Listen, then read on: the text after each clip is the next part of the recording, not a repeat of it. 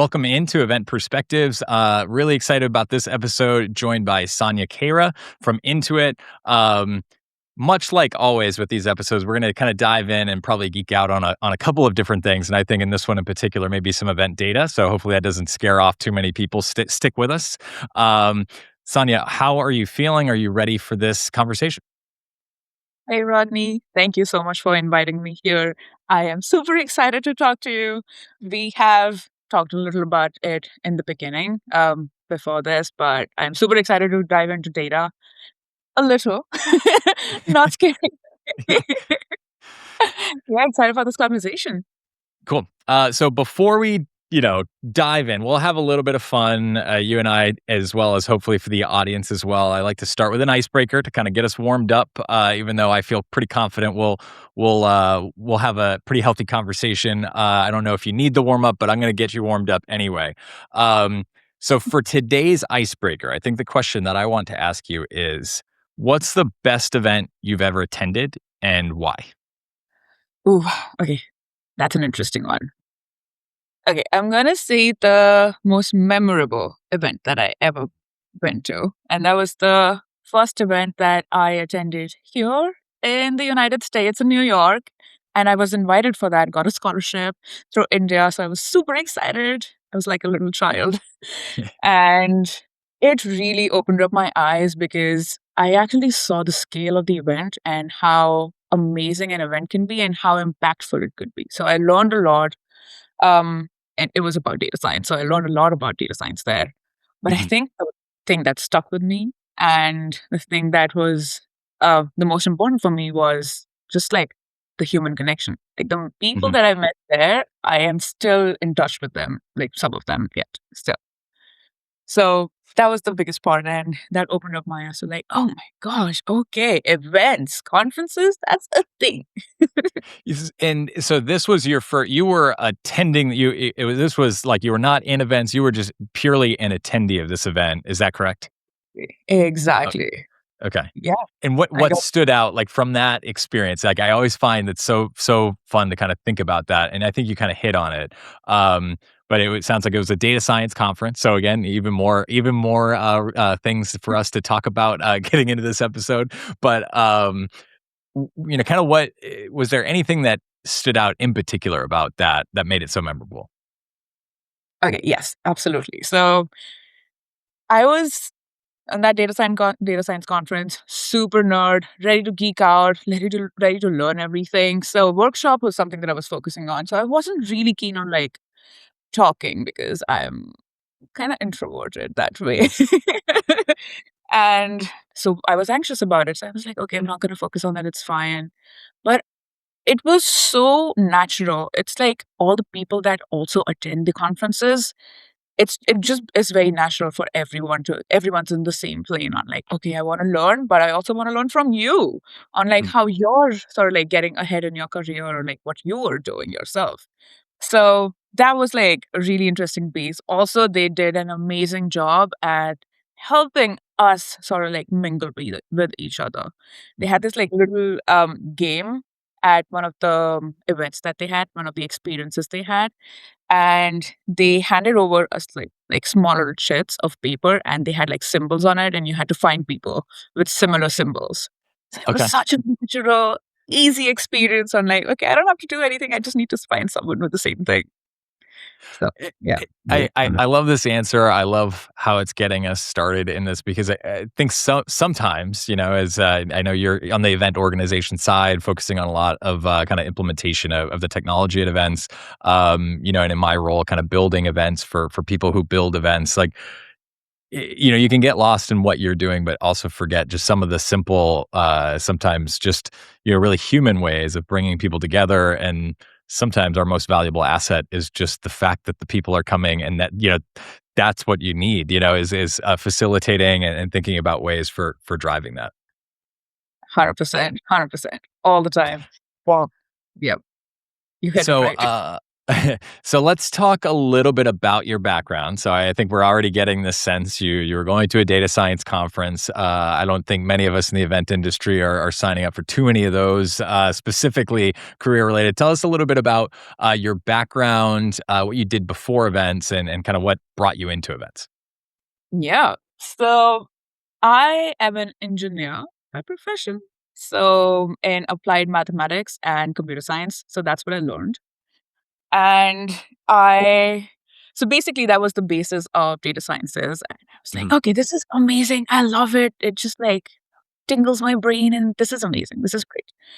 Um, but having done that, and I worked for a couple of years within data science and analytics itself, and it was going amazing until I got this opportunity and it's knocked on my door and like, hey, we have this interesting thing and we're looking for someone to help us with data within events.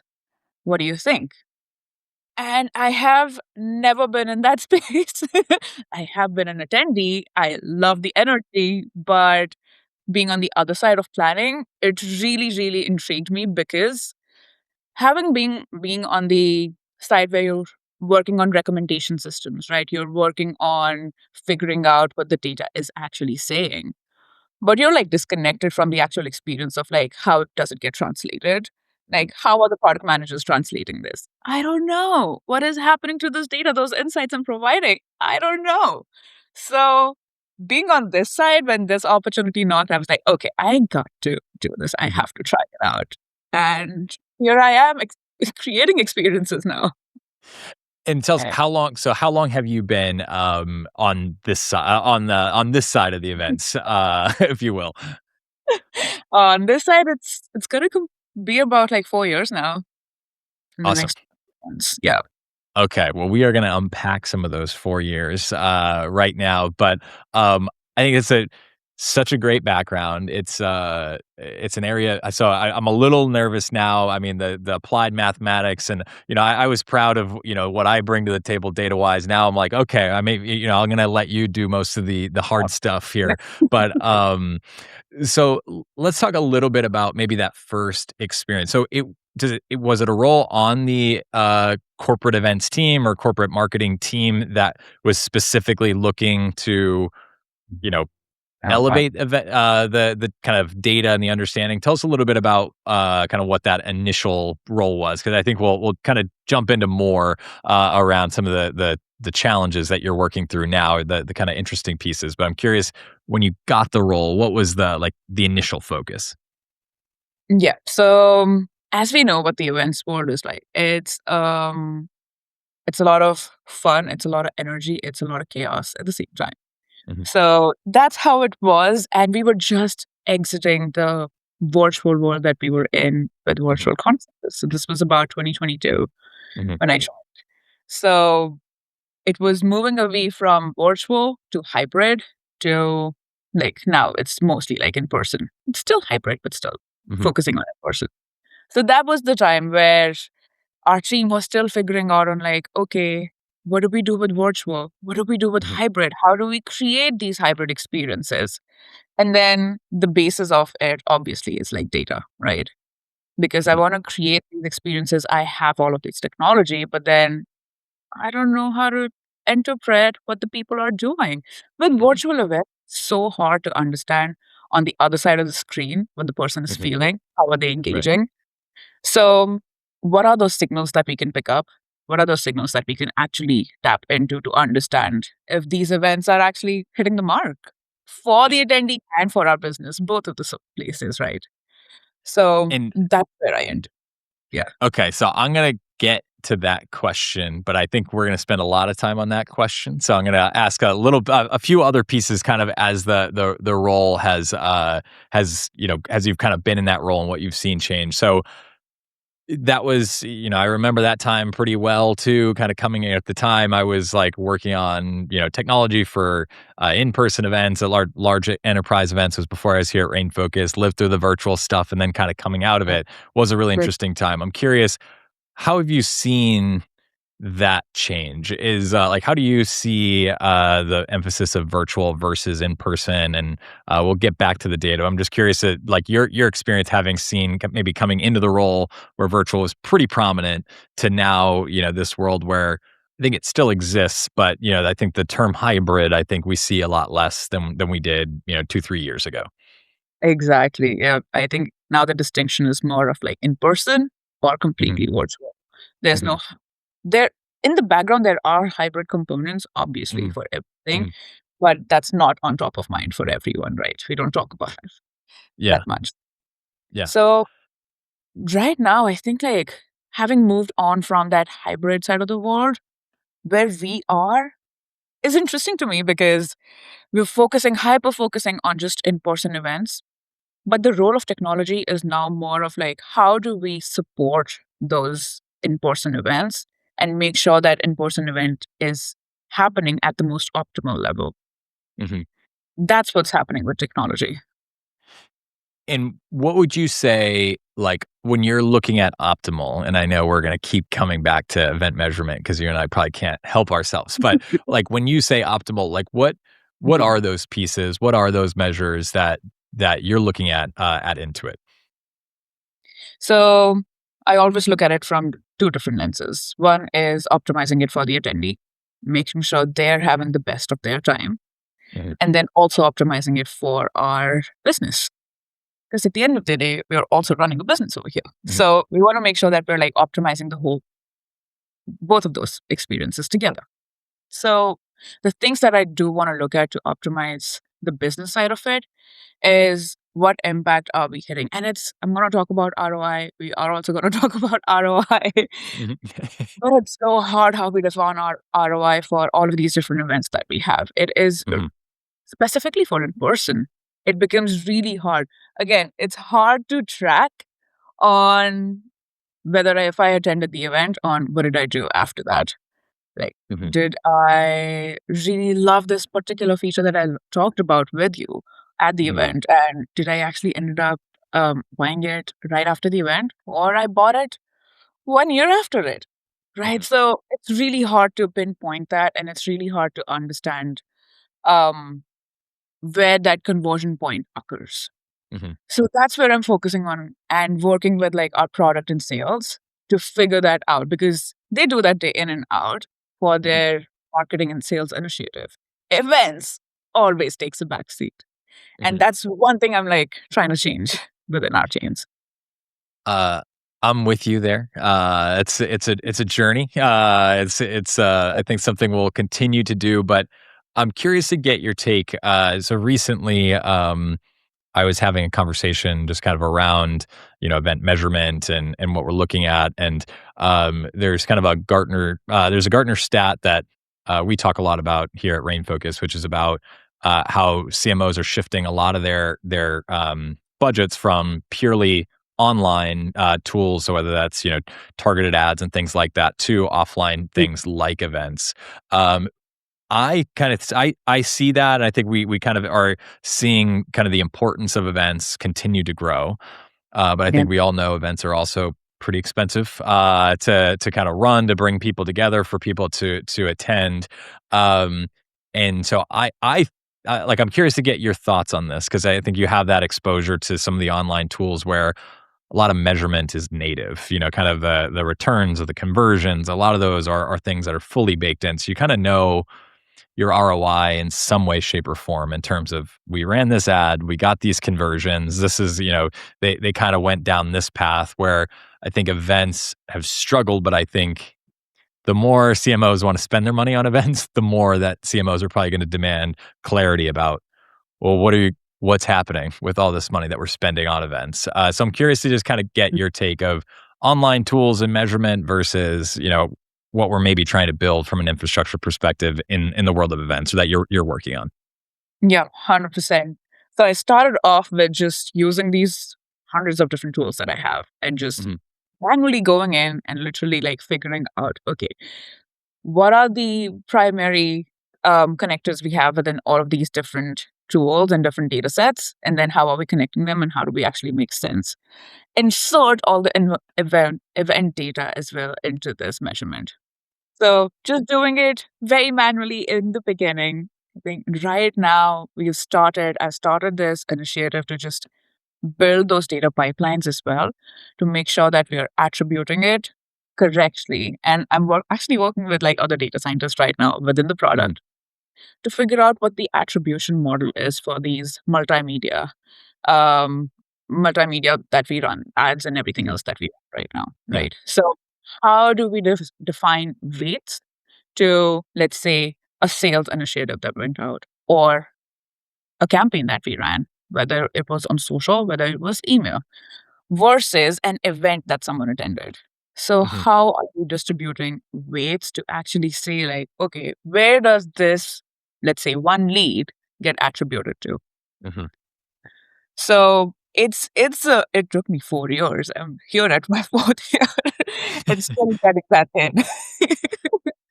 A and so I'm gonna ask, how are you doing? I mean, I'm sure that there are, some complicated answers or maybe pieces of it that, are specific to Intuit, but I am kinda curious how you are doing that because I think I've had these conversations before with other event leaders and, um, I think that's often the statement is like, "Well, somebody came to the event and then, made a, multi-million dollar purchase, like an enterprise purchase.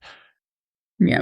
It wasn't just the event that made them make that decision, but I've kind of always said, yes, but I mean, we make these, there are tools where we're kind of vetting this all out. And so to me, there is like a way of probably looking at that data. I'm just curious to know with the other data scientists and as you're working on these models, like what are you finding and how are you working across that attribution problem?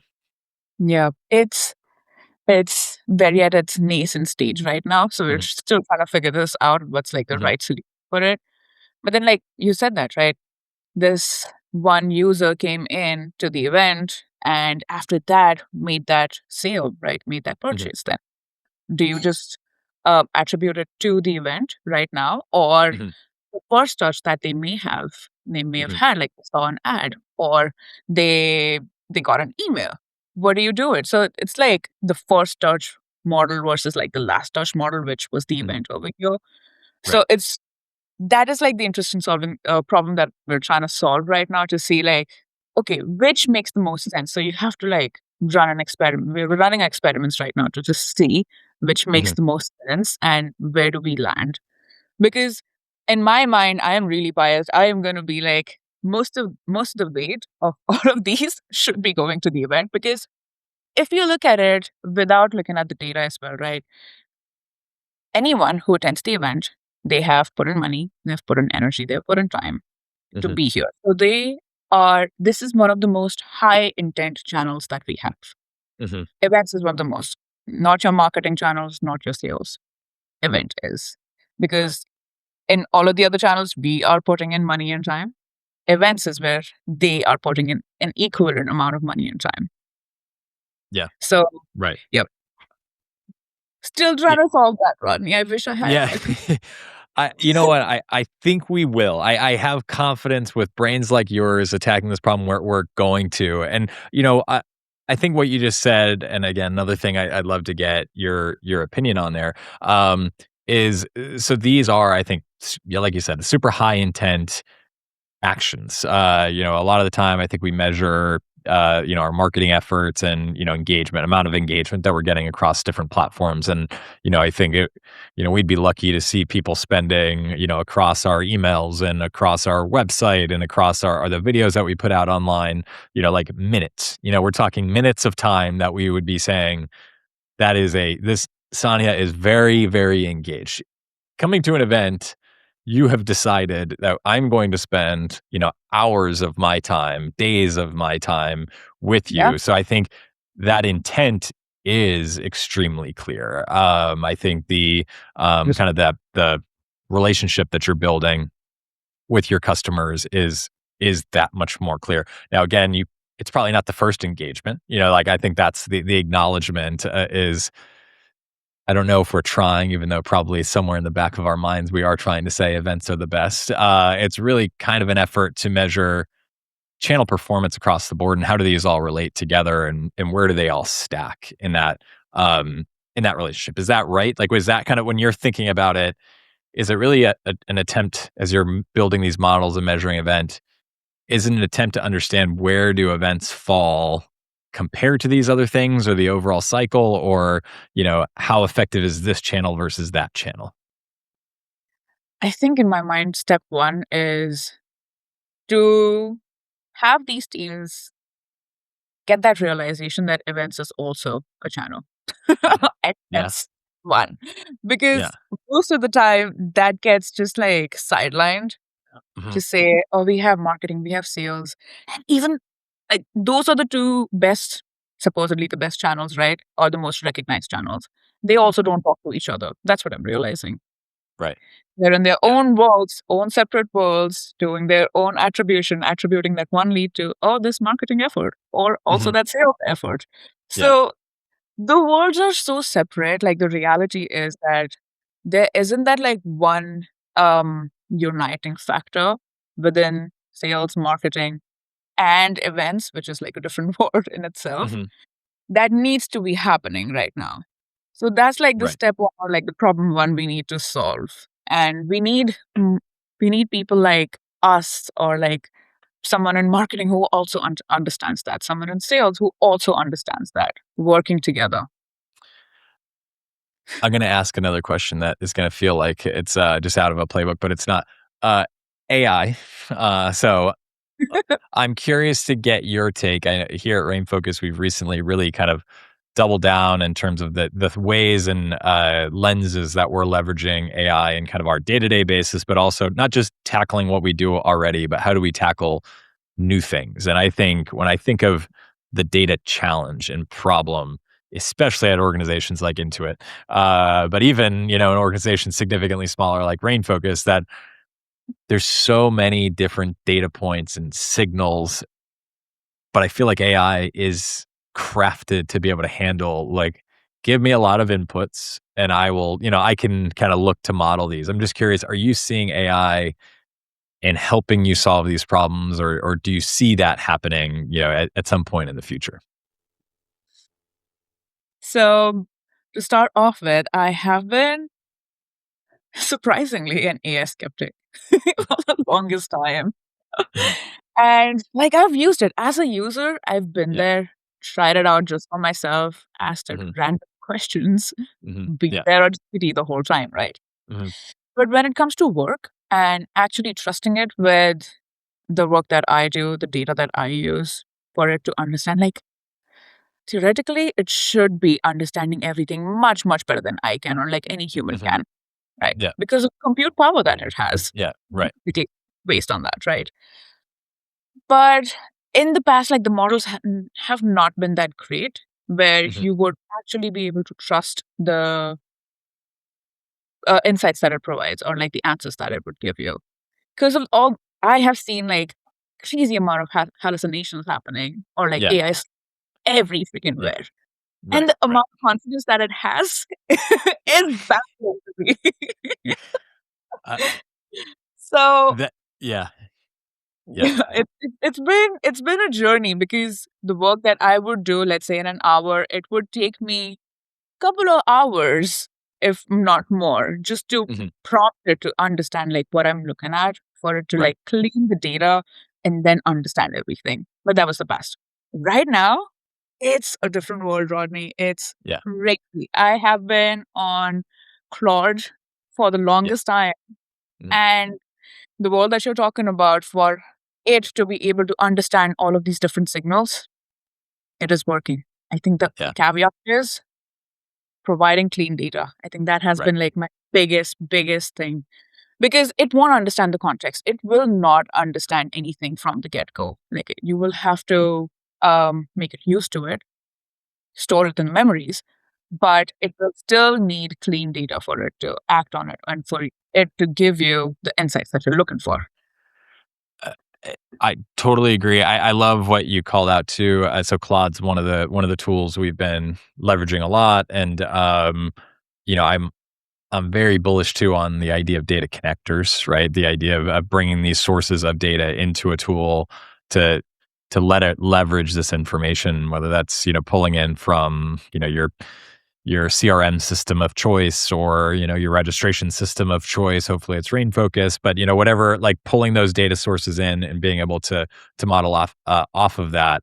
You've also Yeah. said something that has always been, something I'm extremely passionate about. And maybe if it's coming from these data sources, it will be cleaner, but it's clean data.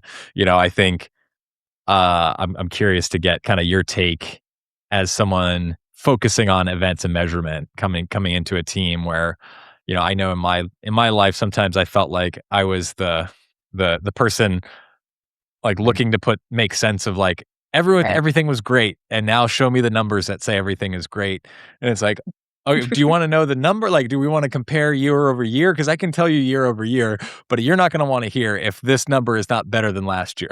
Like, so I'm curious from your perspective, as you're kind of working on these pieces and kind of looking to make those evaluations, what that experience has been like coming into a team and really helping them understand with clarity, hey, this is what's happening, or these are the things that are working at an event, maybe compared with, marketing efforts and things that we want to do and want to be successful.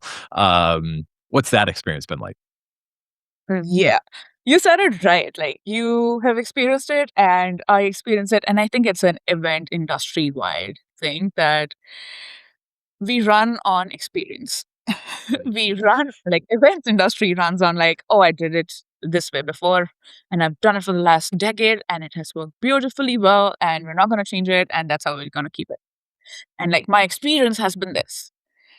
So the mind shift takes a lot of time. I'm Mhm. saying yes. And the data also says this. Like this is literally what your user is saying, your attendee is Mhm. saying, right? Right. By not saying anything. So what they hear, what they see is signals when they directly talk about it. Like when a user talks about it, like, I love this conference, I love this experience, great. But what are they actually doing? Yeah. They're not gonna say that and like Yeah. things to you. They're not gonna say those things to you. So you'll have to look at the signals, you'll have to follow their path. And that is through data. And that is how you actually understand. Or like, okay, they were saying something.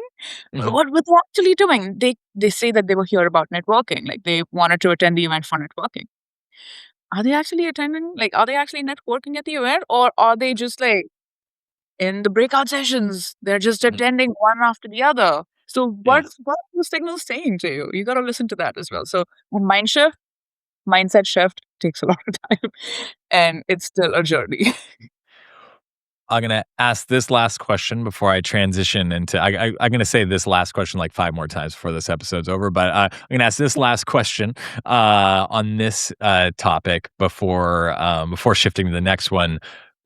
When you're looking at data signals and things that you're measuring now, I want to know what are your kind of favorite things that you're measuring or looking at as indicators. You can answer that however you'd like, and then what type of data are you not currently collecting or don't have from an event perspective that you wish you had Question. to help?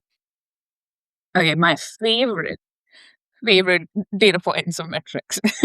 Right.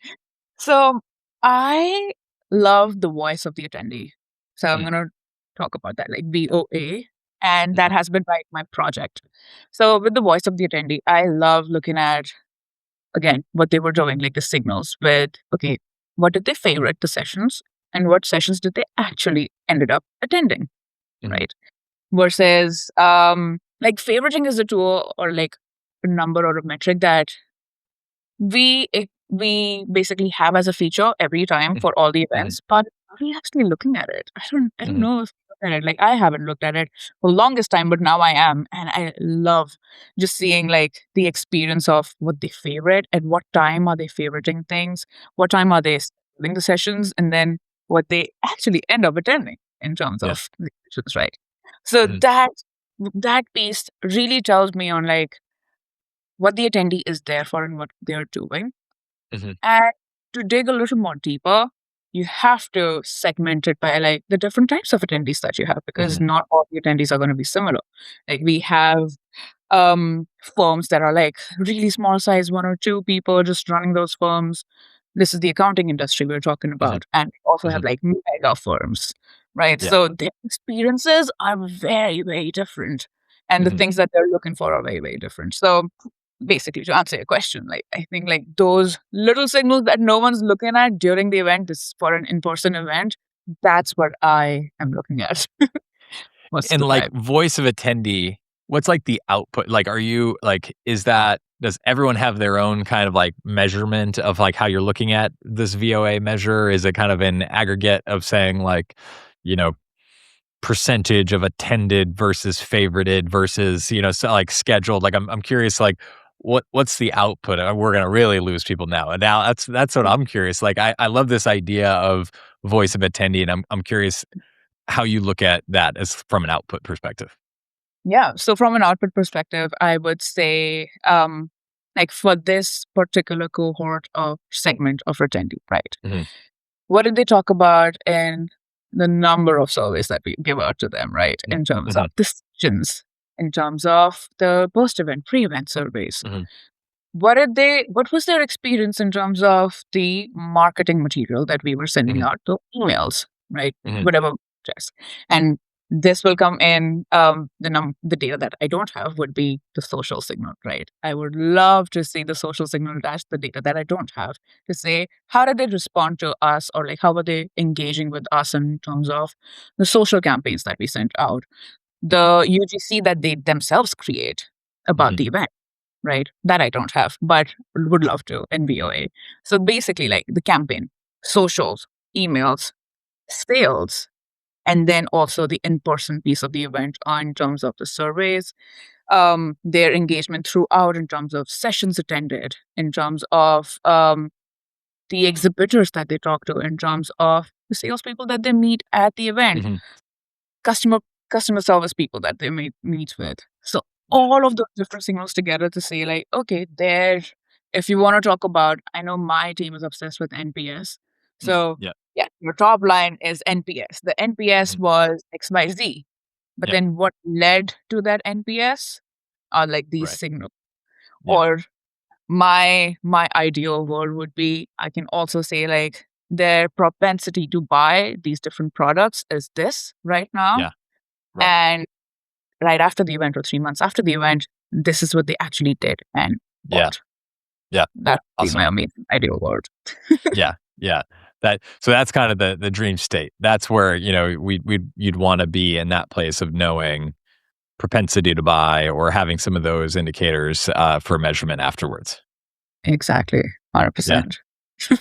I know. I'm working on it too. It's tough. It's tough, but it's I there. love Like that. I think we're data people, so we're kind of like it's there. It's just, Yeah, how do we pull meaning from, what is this? The signal from the noise, right? But exactly. Yep. I'm And I think confident. Rodney did an amazing job with that. I we talked about it in the past, but yours I'm forgetting the word. After RainFocus, you Yeah. have that event. Encore. Yeah, we do our encore session after our user conference. Yeah. Love encore sessions because that just satisfies that data side of me on like, yes, this is what I was doing, but I want to know what the other people were also doing. What was the whole Yeah. experience? You give such a beautiful picture to that. So that's one of my favorite parts. It might be just you and I, Sanya, and that said no. For me, I think it's how I've always looked at things. And I think it's really fun for me to get to build events for people like you who are building events and thinking about events in this way. Um, and so unpacking it, and I like it right now. You've already got things. You've got my brain thinking about what are some other slides I might be able to, like whether it's cohort views or like it would be fascinating to kind of break down some of those metrics of like, you're the ambitious, the schedulers who don't attend, but then you've got the, you know, attenders who don't schedule. You have all sorts of cross sections, I think, in some of those data points. Exactly. Yeah. And what are they doing? What do they really want to do? How can I Yeah, help with that? exactly. Yeah, because I think that's the fun part of it is like I want to make sure you're here again next year. So those NPS, like, I think it's one thing to look at numbers, and I think that it matters, right? Having a kind of a score, if you will, that you're relying on. But then once you have that score, especially whether it's significantly higher or significantly lower than what you wanted, you Okay. need to have the data infrastructure and these things that people like you are building to really understand what happened, because as good as it might feel to be like, Everyone was happy. Great. Did we, we're going to tweak and change things because that's what we are. We're events people. What if we change what if we change the things that they loved, and Right. we get rid of those pieces, and then suddenly we're happy about having done something different, but we realize we removed the piece that made everyone, like the sheets of paper that led to people networking, and it was like, oh, I didn't even realize, that people were, Yeah. we didn't, dive into the numbers enough to understand how important that was. Yeah. Data can be humbling here. Mm. Like what you think is working, what actually shows is working is a different world. It can be so humbling. Oh, we're gonna have to clip that. That's good. Yeah, no, you're right because it's true. Um, and sometimes we want to believe what we believe was working, and so, and you go like, that wasn't it. Yep. You get so attached to the idea of that because you love it, and it's very different when you're there as an attendee and there's so much going on. There's so much in your head. You're not just thinking about one experience. You're talking about, okay, I need to catch my flight. I need to check into my hotel. I need to freshen up. I need to come Right, back. I mean, right. have all of these sessions that I have like bookmarked, these people that I want to meet, these people who are definitely not going to meet me, but I wish I could meet them. Or Mhm. like who Yeah, else is out there like me? yeah. Right, Right? right. Who's solving my problems? I have these Yeah, issues. yeah, So who do I talk to? I want to talk to someone, and that's why they're yeah, there. yeah. No, oh, that's good. Yeah. Yeah. I'm going to shift us to the next topic, even though I could keep going on that one. Something that we like to ask everyone who comes on the show is about their favorite piece of advice. So this industry is famously a very stressful one. Can be. You mentioned early on in the episode, it can be chaos. I think we all probably are a little drawn to it. But if you were talking to someone kind of new in the industry, what would be your favorite piece of advice to give? You hit right on it, Rodney, when you said that we're kind of attracted to that chaos Mhm. because definitely am. I was on the other side. I moved to this side to say, Yeah, like, I want to be here because it's so exciting. There's yeah, so many emotions running all the time. We're running towards deadlines, our product deadlines, our event deadlines are never going to move. So mhm, we right. have to hit them no matter what. And everything seems important all the time. And the thing is, it's not like a basic product release that people are Mhm. doing usually. They can move it out another week, another month, and that's fine. We cannot. We don't have that luxury. So, Yeah, how do you balance that energy with a lot of emotions running, chaos running, and that deadline running, looming over your head with keeping your calm and cool?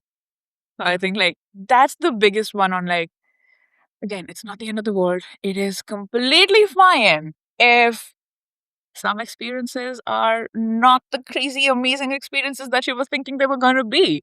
mhm, Because what you, my friend, are running towards is execution and like getting things done. And I mhm. think all the event people, all of us are like getting shit done people. Yeah, Like right. everything done. Yeah, So yeah. that's what I mean, book. yeah, I love that. And focusing on that end execution, I think Yeah. is such good advice, right? Don't get lost in the fact that getting lost or forgetting to execute, you're really creating the problem. The attendee likely won't know that you actually wanted there to be fireworks after that event ran, but you couldn't for some reason. uh, Exactly. but they Exactly. will know if something that was supposed to happen on the schedule is not in the room. Like that's executing the plan is more important than probably getting Exactly. lost in the things that aren't going to be there. Exactly. Analysis paralysis is my favorite word because I get lost into that all the time. Mhm. Because again, specifically for us data people, right? Yeah, We're yeah, just like, oh, maybe we did not look at another signal. Maybe we did not look yeah, at another. Let me look yeah, at that. Let me compare with another event. Our yeah, event last year. So yeah. I personally get lost in that Oh analysis yeah, paralysis all the time. And I have to bring myself back and say, like, hey, okay, cool. Let's get on getting this done. Even if we're 80, um, 90 there, just do it. yeah. Oh, I love that so much. Even though sometimes I don't mind getting lost in the analysis paralysis sometimes, but like you said, there's only so much that that's not productive. That's not infinitely productive. At a certain point, you're lost. I Yes. found myself crunching numbers deep into formulas that I'm like, what does this number even mean anymore? I lost. What am I measuring any? Yes. No, that's a great answer. I've got one last thing, Sanya, if you're up for it, which we call the lightning round. So you've completed the episode, and now I'm going to run you through a series of questions that you're supposed to give the first answer that comes to mind, and I'm supposed to not say anything else. And I fail every time, but I'm going to try. Ooh, that's gonna be hard. One All right. answer, one word. Oof. Okay, let's do it. Just if you're ready, I'm going to just fire these at you. Let's do it. Yeah. True or false? You prefer small, intimate events over large scale events? Oh, that's so hard. Okay. I love large events to explore because I'm a little girl in a candy shop. I love that excitement. But I also love the small events when I really want to talk to someone or engage with someone. So hard to answer. Both. Pick one. What is one book that everyone should read? Oh, I have a whole library in front of me. I wish I could show you. But one book that I love is Obstacle is the Way by Ryan Holiday. And it's a very soft intro into Stoicism. And Yeah. I think all of us events people could actually use it. I'm going to put it on my list. There's one I have not read. I will put it on my list. Oh my God, you should try it for sure. It's life-changing. Which is harder to plan, multi-day virtual or in-person events? Oh, that's so hard. Okay, I'm going to say multi-day virtual. Because even though I work in event tech all the time, I'm still gonna say multi-day virtual because it's the engagement part for me. That's really hard. It is that part. Like to keep the attendee engaged for a couple of days for virtual, oof, that's another thing. I agree. The best airline is?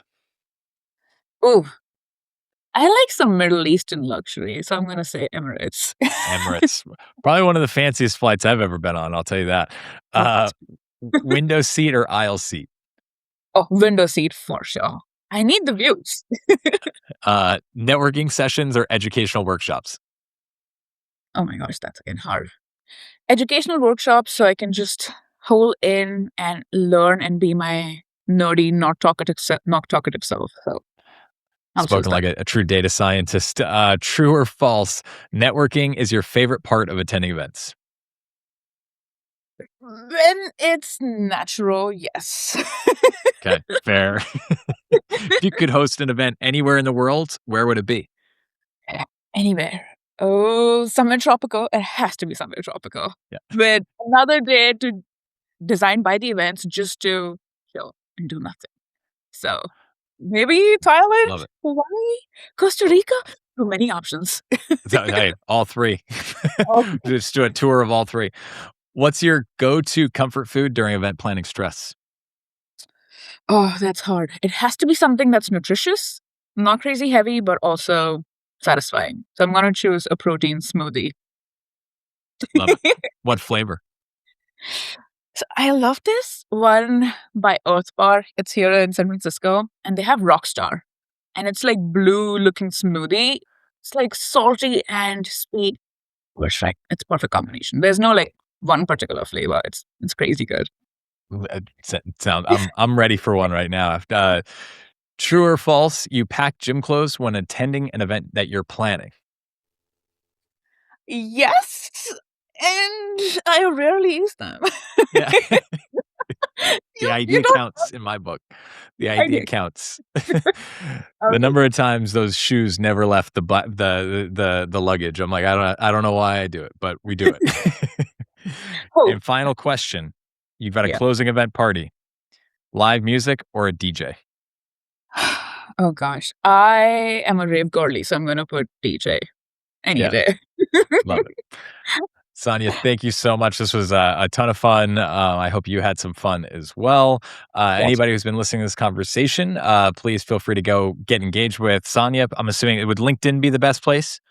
It is, yeah. Yeah. If you got event data problems that you're trying to solve, I think Sanya is your person. So, Yes. thank you so much for joining, and to everyone listening, thanks for tuning in. Yeah. Thank you, Rodney. Thank you for hosting.